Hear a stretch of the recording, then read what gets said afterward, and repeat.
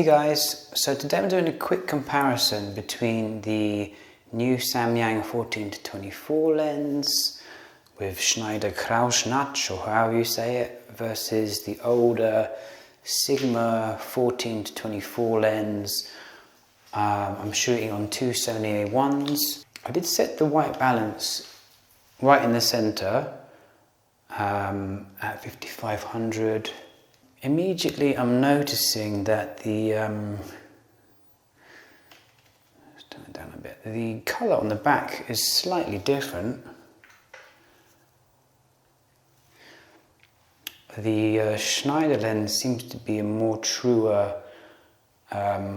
white, and the Samyang is a little bit warmer, which is the first interesting thing. I've been using the Sigma lens for a few years. It's a great lens. It controls the distortion very well. It's got a great range, 14-24. But I was very interested to see the new Samyang lens. I really enjoy Samyang. I've got quite a few of their lenses. I love the 35-150. They've always been very sharp and very good value, and this new lens, the 14-24, is very similar to the Samyang lens, but it's about half the weight. So if you're carrying two bodies for photo or video, that's very useful. So I purchased a new Samyang lens. I wanted to check the quality of both before I make my mind up on which one to keep.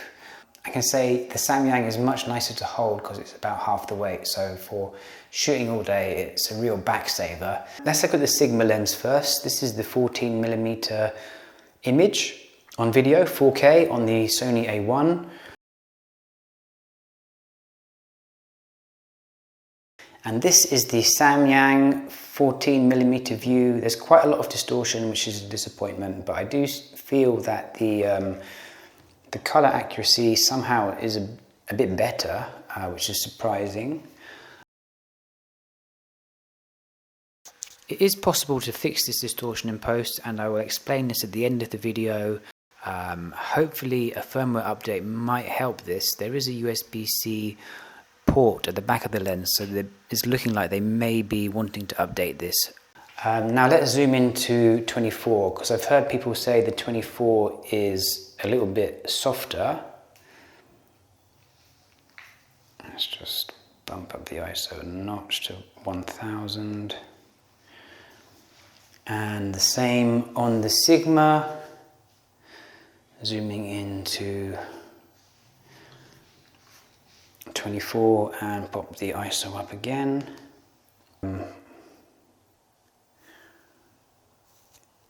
Also, the Sigma looks pretty good for distortion. So for sure the distortion is a lot better on the Sigma, unfortunately. I also do photography, so I'm going to check out the photos. We'll see in a bit more high resolution as well to see how they compare. So let's try it out. Now the shutter speed is exactly the same. They're both 1/50 at 2.8 ISO 100. Let's take a snap first on the Sigma, and then let's take one on the Samyang at 24mm. And now when I zoom into 800%, it seems to me the Sigma and Samyang seem pretty much identical. So complaints about being soft, I'm not really seeing that at 24. I'm very impressed by the Samyang at 24. It's absolutely workable. I mean, if you're staring at a chart, maybe you'll see something different, but for real life, the sharpness seems perfectly fine, especially for portrait work, wedding work, stuff like that. And now let's go to 14. And let's take a snap now. One on the Sigma. And one on the Samyang.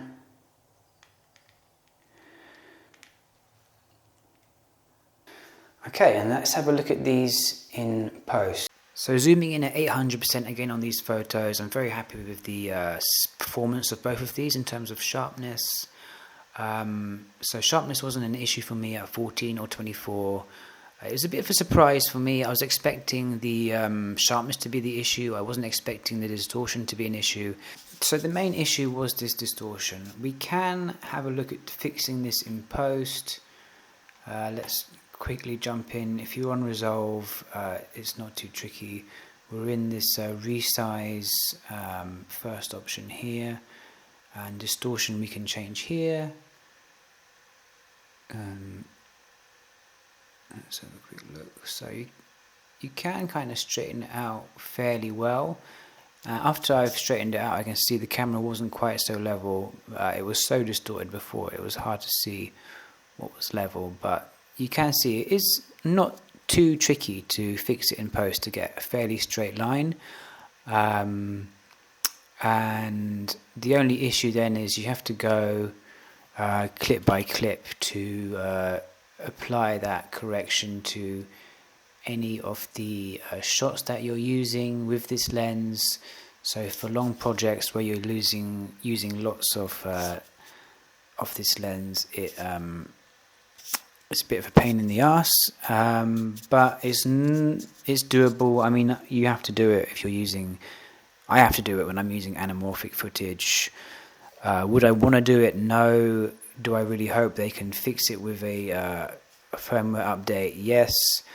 I will send this video to Samyang for their feedback, and if they alert me about a future firmware update which will allow the lens to communicate with the camera better to fix the distortion in camera, then I will pin that post so you guys know it's something they're looking into. Until then, this toss-up now, isn't it? You get the convenience of having a light lens on the day, but then in post you might have to spend a fair bit of time just adding that adjustment to each clip.